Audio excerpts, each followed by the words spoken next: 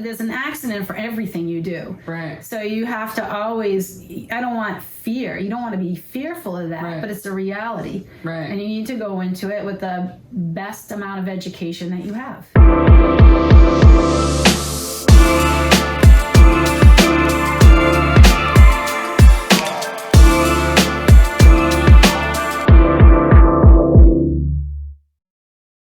Hi, Phyllis. Well, hello, Dr. K. Dr. K. I don't think I've ever been called Dr. K before. All right, cool beans. So we have Phyllis, president of Hidden Pond, with us. Really excited you're on. Thank you. We planned this, within a few days? No, it was like in 24 hours. So do you think, when I'm doing the dentist that we can do a podcast first? Oh, by the way, it's in your house. Yes. By the way, get the kitchen table ready. So, really excited. Recently, you were dubbed Horse Person of the Year from New Hampshire Horse Council. Yes, ma'am. That's amazing and so well deserved. Well, took a village. Everybody. It's not me. I just happened to be the one with an idea, and then really brilliant people decided to join it. That's awesome. That's all. That's really cool. I was so pumped to see that post. That was like, that made me. I got the email. I'm like, these people are crazy. Then I thought of all the people that come here, and I asked them, why do you come here? Because it's, especially during COVID, it's peaceful here.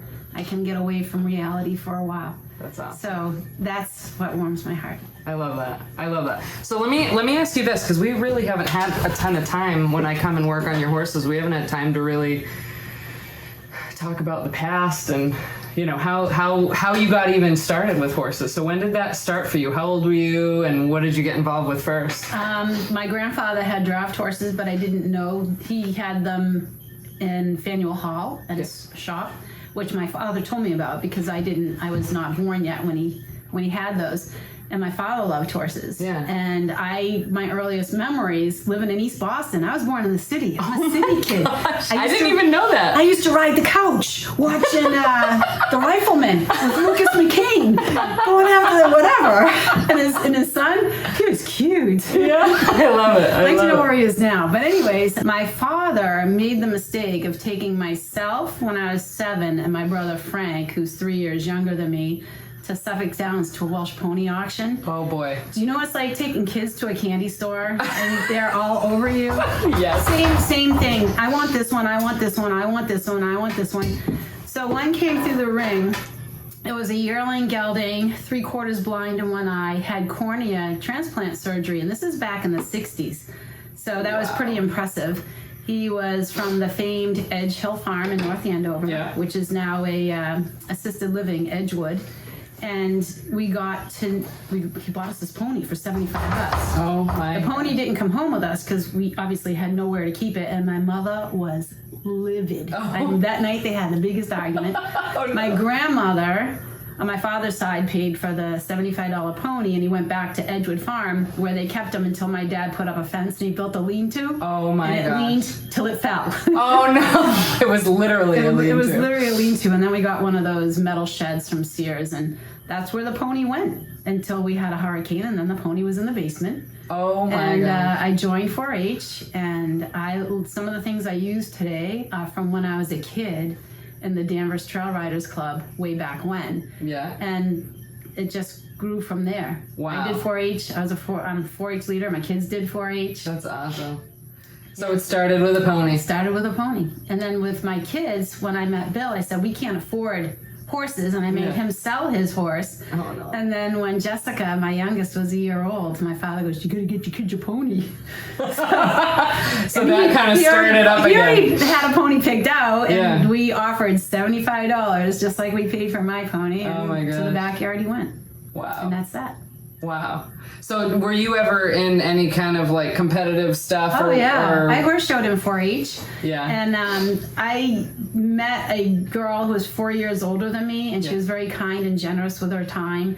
I didn't have a saddle. She loaned me a saddle. She took me trail riding. She took me everywhere. Wow. And she was a really good friend of mine. And that's awesome. And she taught me a lot, and including the 4-H deal. And she just was an incredible mentor. That's awesome. So yeah, we did horse show, and I know my first horse show was in 1969, and I did fitting and showing at the Essex Aggie in Danvers. And at that time, the class was humongous. Yeah. My pony had manure stains. Oh, no. I didn't know anything. I stood on the wrong side, but I did it. And then I got better as I learned, you know. That's awesome. And I loved to barrel race. He was really good in gymkhana. That's awesome. Yeah, I rode him until I was probably 14, and then I ended up getting a horse that my dad bought and brought home. And wow, and it just continued on. Yeah. That is awesome. I love that history. What were like 3 of the biggest lessons horses taught you as a young person? If you ever had a problem during the day, I would go ride, and by the end of my ride, wherever I went on the trail, when I got home, no more problem. And I couldn't even remember what the problem was. It was a soother for me. Yeah. Especially as a teenager, when life gets crazy and Yeah. things get crazy, that was my outlet. That's awesome. That was, probably the most important thing, and something that I kept till today. That's awesome. What are a couple other things that, as a young person, you kind of learned that now help you when you're managing rescues?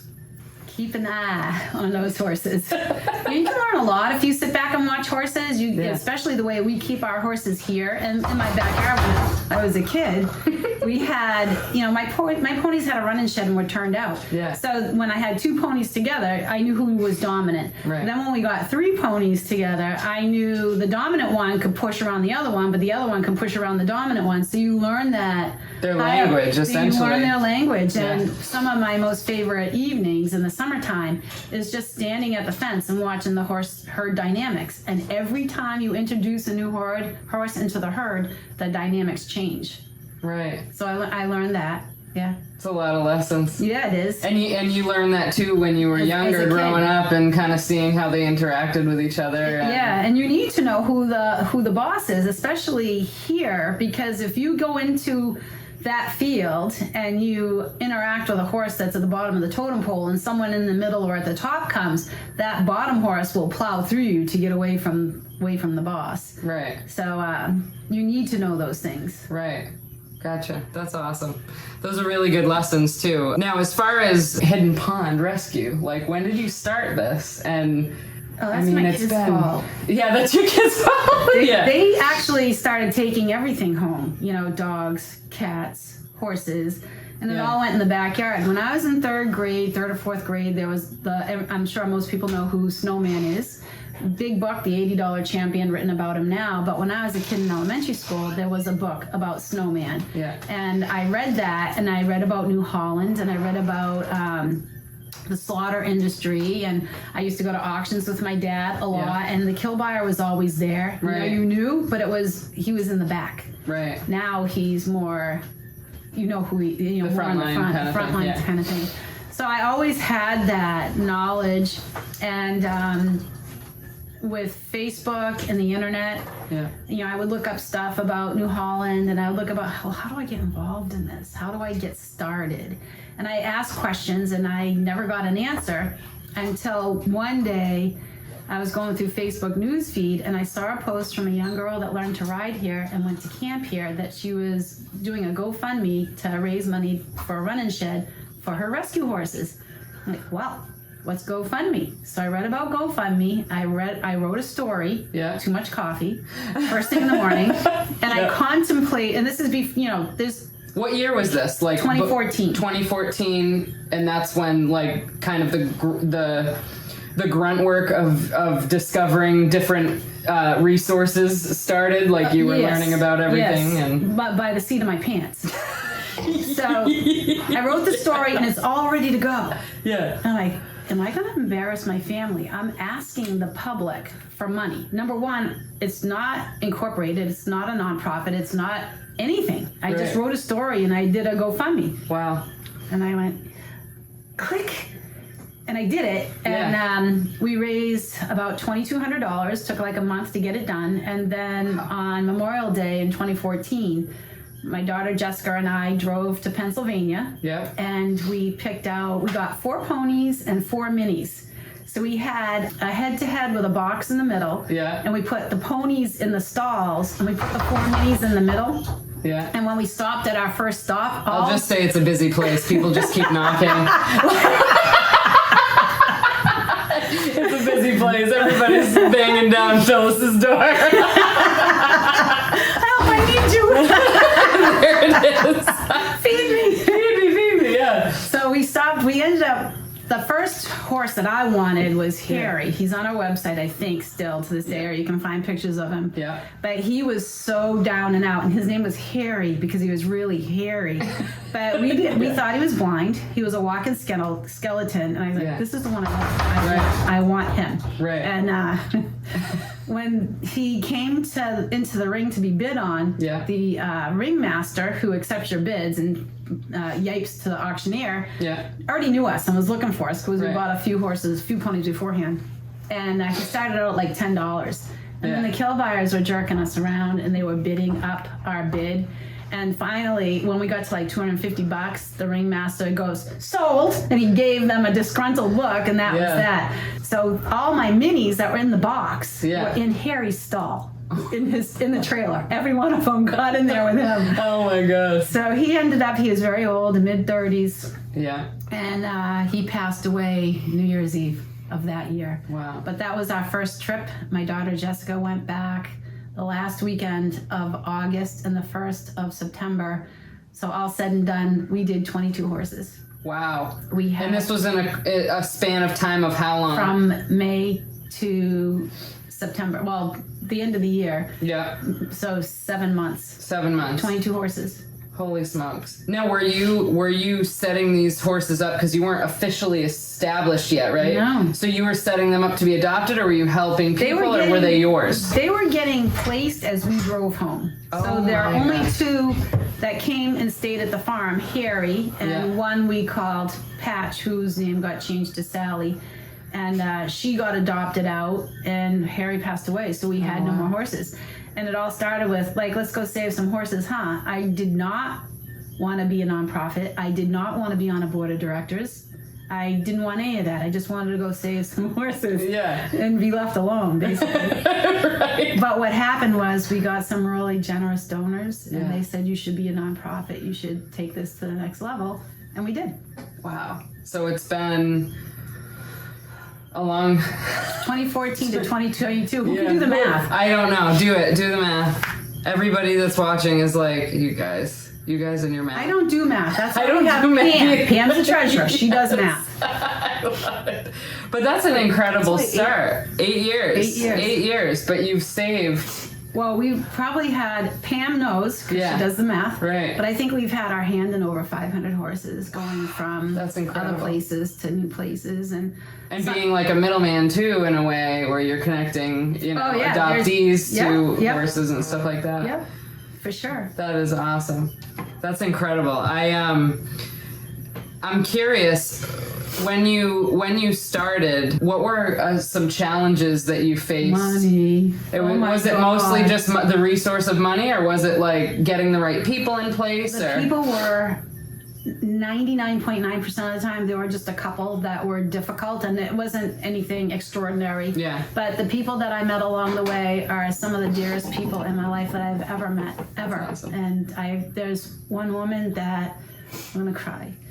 It's all right. No, she lives as Judith, and Judith knows who she is. Yeah. But she and another woman came and they spent the night here. They came and did this trip and visited all these rescues, and we had dinner at the Exeter Inn, and Judith spent the night here, and I still chat with her on Facebook to this day, and she's always supported us. Another woman in New York named Jill, I really miss you,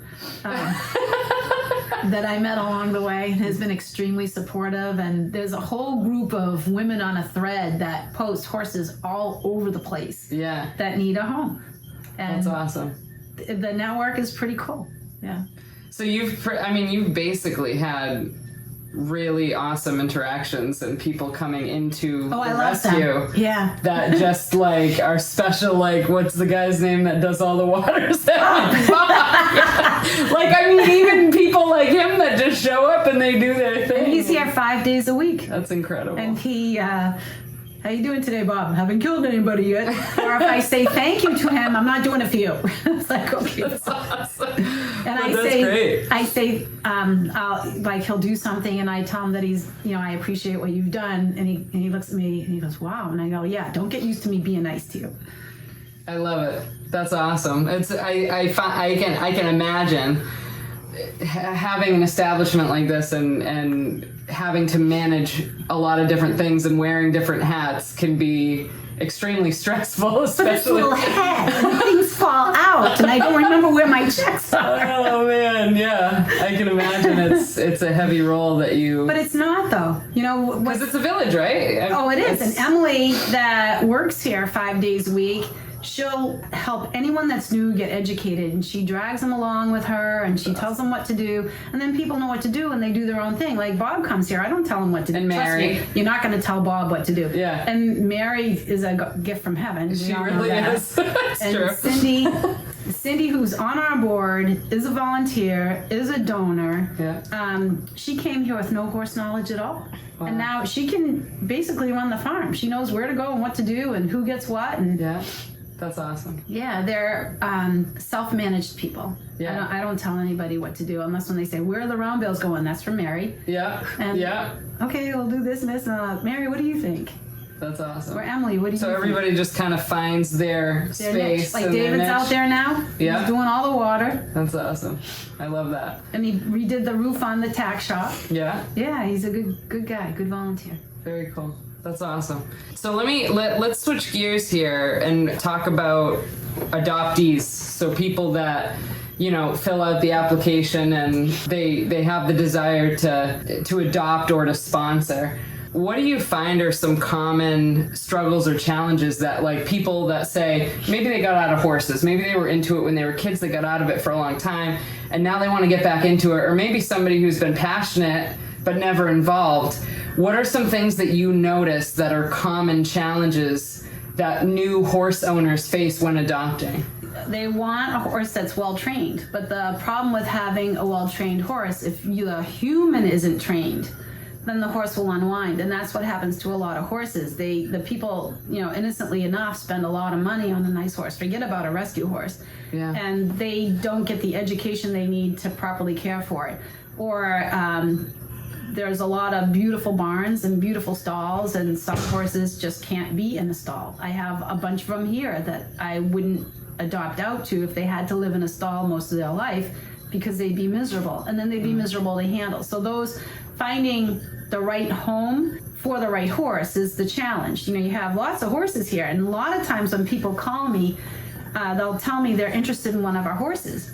And then after I get to know them and what their situation is, and especially about Desperado, you don't want him. But I have someone here that will be more suited for you. Right. So it's almost like you're a matchmaker. Yes. You got to take in the human's personality, their needs, their budget, and the horse as well. And Sounds like a skill set too. It is. That you have to look at the person and see if they. You have to listen. Yeah. You have to listen to their needs, and then you have to see them. What I like about what we do now, because we've evolved into a lot of different things, is that I really like people coming here and spending time with the horse. Yeah. And I will give them full leeway, but I'm always watching from somewhere as to how they're doing, if they need help, or if they're in trouble in some way, or if the horse is being naughty and they're not aware of it. And I'm a big stickler for when you lead a horse. That is the best training you can do, is being a partner with that horse, is when you lead. Don't let it be a dog and go sniff everything and the horse is being the leader and you're being the follower. Right. So that's and just having one confidence example. to lead, to be able to lead. Yeah, for and sure. everybody does things different. So if you ask on Facebook, how would you do this? You'll get, for as many different people, you'll get different answers. Right. But every situation is different. So you need to, for instance, Holly. We couldn't keep Holly happy at all, no matter what we did. Yeah. And I said one day, let's try turning her out with Ziggy and Ellie and see how she is. So Holly was out first. They brought Ziggy and Ellie. This is one of those learning from the herd. Yeah. I held Holly. Ziggy and Ellie are in. They go to their hay nets. And Holly, I let go and I get out of the paddock. And Holly drops her head and pretends to be eating grass. And she's very quiet. Yeah. And she picks her head up and she looks.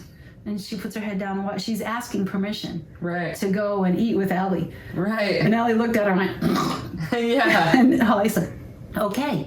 And So she was learning turned her around role. Yeah. and walked away. Holly was weaving so badly and jumping in her stall, and she was just miserable. And I told my board, I said, you know what, if we don't get a hold of this, then we're going to have to put her down, because she's a danger to herself and a danger to others. And you'll see her today, because you're going to look at her teeth. Yeah. A whole different animal. Calm, quiet, happy. That's awesome. Yeah. So she found her spot. She found her spot. Now I need somebody to take all 3 mares to their house. That's awesome. I love that. So what's like a couple pieces of advice that you would give somebody who's, looking to rescue a horse or maybe get their first horse? Like, what are some things that they can do on their end to kind of evaluate, all right, this is what I'm looking for? Because you get I'm sure once in a while you get the typical, well, do you have any foals? Because I want my daughter to grow up with the foal. Oh, boy. And that whole, so what's the mentality? What's the shift that people have to make when it's their first time getting a horse or say getting back into it? What's some advice that you can give them to kind of prep before adoption? What I do with people that are looking for a green doesn't work. It'll never work. Now, green for people who are listening that don't know. Green horse meaning a baby horse and a child. My daughter wants to bring along a horse. Well, that's an accident waiting to happen. I would recommend for your first horse, you get something probably 20 years old that's been around, done that. Some mares can be as quiet as gelding, so I would never rule out a mare. Yeah. But you should find something that has more whoa than go, something you need to kick along. You don't want to get the horse that's all... And horses' personalities are just like people. They're all different. Right. So finding that right match and seeing that horse over and over again. Don't just go down and say, this is a good horse, and write a check. Yeah. Spend some time with that horse. Try to see the horse. Like when people talk to me, I tell them all the bad stuff. Every bad thing I can possibly tell them about that horse. Because if there's a deal breaker, I want to know ahead of time, not after they've had the horse for 6 months. Right. And then have the potential to get hurt or the horse get hurt. Horses can hurt you anyways. Right. There's an accident for everything you do. Right. So you have to always, I don't want fear. You don't want to be fearful of that, but it's a reality. Right. And you need to go into it with the best amount of education that you have. Right. You don't go into anything blind. You don't believe everything you hear. You don't believe everything you read. And be colorblind, for goodness sake. Yeah. Don't go in saying, I want the gray pony. That's happened. I want the gray pony, but if the gray pony isn't a match for you, then find the paint pony or something, A woman called me once, and her name is Jerica, and she did adopt from us, but she wanted to adopt Calvin. And I had her come and see Calvin, and I said, we can't, no one's caught him in 2 years. I said, you can get a halter on him, you can adopt him, how's that?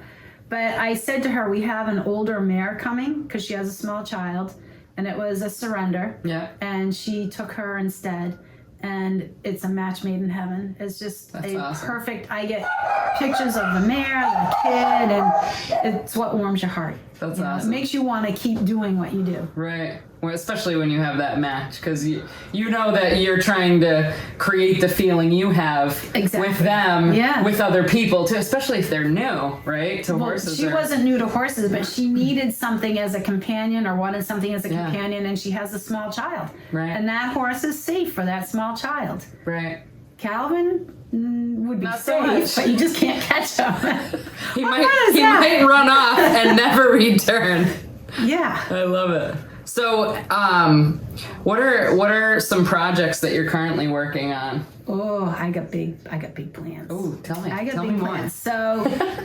So, we're always a rescue first, and we have dabbled quite a bit trying to get up and running in equine assisted psychotherapy. Mm-hmm. We all know horses heal, and I've seen it here with people that have had a bad day, and they spend some time with a horse here just patting on it or just walking around, and they feel better when they leave.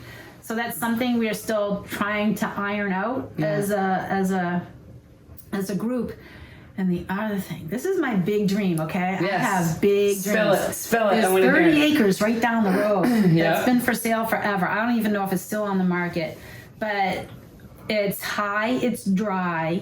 I would my ideal dream, if I won megabucks, I would buy the land, Yeah. and I would connect with Seacoast School of Technology, Exeter High School, and Kingston School, the high school and junior high school. Yeah. And I would want to see the students work with educators to build it from the ground up, like put up the fence, do the electrical. That's do really solar doable, panels. though. It is doable. That's And really it's doable. It's a thing that would fund itself. you know? Yes. And then you have your kids that want to go, say you want to be a vet tech. Right. Well, you can come here and get hands-on experience. There's horses here. The same idea here, Yeah. but only after I'm gone, it will have longevity. Right. And that's what I So want like to an see. educational program. An educational program for people coming into it, people with special needs, people that can't afford. Do you know how many people could never afford a horse?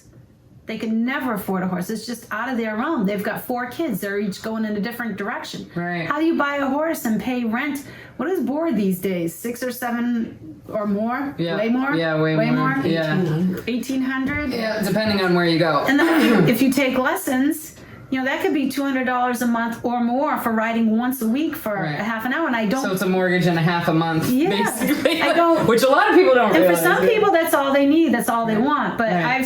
I was that kid growing up that wanted a pony, and my father took a risk, and he got me the pony and put him in the backyard. And it came with problems, believe me. Yeah. But it taught you a lot too taught me at a the lot. same time. It gave you the a work education. ethic, Yeah. definitely. Where no matter how you feel, honey, you're getting up. Yes. And you're going out there and you're taking care I think of that's it. missing though in the now of The work ethic. just in general with horses and horse people, and I'm finding less and less work ethic. Because they get everything handed to them, or they, Right. the farther away you get from green space, they just don't know. Right. You can't blame a kid for not having a work ethic if they've Right. never had the responsibility. It's true. And It's true. It's if they haven't been entrusted to, parents carry are out. so strung out now with trying to just keep everything afloat. Where's Right. the time? So Right. my idea of having an educational center will give those people a chance. Yeah, and it would be a huge resource, especially And for good people for the that can't community. afford it. Yeah, Without question. and See, I like it. reinforce. I love Okay, it. all I need is like So that's like is that like your? Would you say that's your vision? Like, is that like your 10-year vision, 20-year I vision? want it now. You want it now, okay. So it's just a matter of getting the right people in place together. and Yeah, for getting sure. the right thing. That's awesome. That's really cool. Will it work? I don't know, but I'm going to keep trying. I'm going to keep trying every love day. I keep trying. So how do we support you in that as a community? Like people that are listening, people that are watching, how can we support you? If you're an educator, if you know how to raise money, we go to our fundraising school and we learn about that to some degree, but that's a capital campaign, which is bigger than us. Yeah. If you know people that are teachers or people that would want to volunteer or people that have interest in the community that want to keep green space, Yeah. you need a lot of those. I think mostly. Or maybe the owner of that land hearing this podcast and says, he knows "Here I you want go." it. That's awesome. But I don't know if we can do it. But I'm not gonna until I exhaust every avenue and talk to every single person I can talk to. I'm not gonna quit. That's and awesome. even then, I won't quit. I'll wake up one day and go, I didn't try this yet. I love it. I have a couple questions left, and then we'll wrap things up. But is it true? I've heard through sources that you kiss every horse that leaves the property Every or day. close to it. Oh no, I kiss everybody. Everybody. I'm a kisser. I love it. That's awesome. I love that little fun fact. Somebody told me that. I'm like, I'm putting that on the podcast. I am putting that out there. So 2 final questions, and this one's kind of fun. I like to do this with everybody. It's called the 3 gold nuggets question. Okay. So if everything that you've ever done, say that time comes and you go off to the next place and everything that you've ever done has to go with you, but you could leave 3 gold nuggets, lessons, advice, wisdom for horse people, for novice horse people, whoever, horse passion people or whatever, what would those 3 gold nuggets be? Lessons that you've learned or pieces of wisdom from everything that you've done and accomplished? Never give up. And there's no such thing as fail. And make sure you get as much education as you can and seek it out. And if something is uncomfortable to you, if you're not getting what you need or your horse isn't getting what you need, it's okay to walk away and find something different. And it doesn't mean it was a mistake. It was a lesson learned. And you just keep trying. I love it. And final question is, what is your definition of empowerment? The people here. All my people here. All my volunteers. All my donors. Oh my God, the gifts. Alicia's my empowerment. Because she's tough, man. I love it. That's awesome. Well, I just want to acknowledge you, Phyllis, for everything that you've done. You're one of my heroes. I look up to you But it's not very much. it's everybody else. It's everybody. And if you. want, And if you're the facilitator, though. You are the heart of this place. because I'd be crazy. I know. And I like to be happy, and I like to see other people happy. Do you know how much I love sharing back there I love that. with people? I love it. It's just incredible. It's a gift that just every day. You know, granted, you have snowstorms, and you have flooded stalls, and you're like, Yeah. oh my gosh, the water's out again. But it's a labor of love. Yeah, well, a not labor while of you're love. doing the water. Not while you're doing it. Not while you're through the muck, but thank you for coming on today, and you're awesome. And I look forward to seeing these visions happen for you and happen for the community, because I think they're brilliant. And I'm gonna put this out there and hope to help you Thank you. achieve that too. So Awesome. thank you very much for coming on.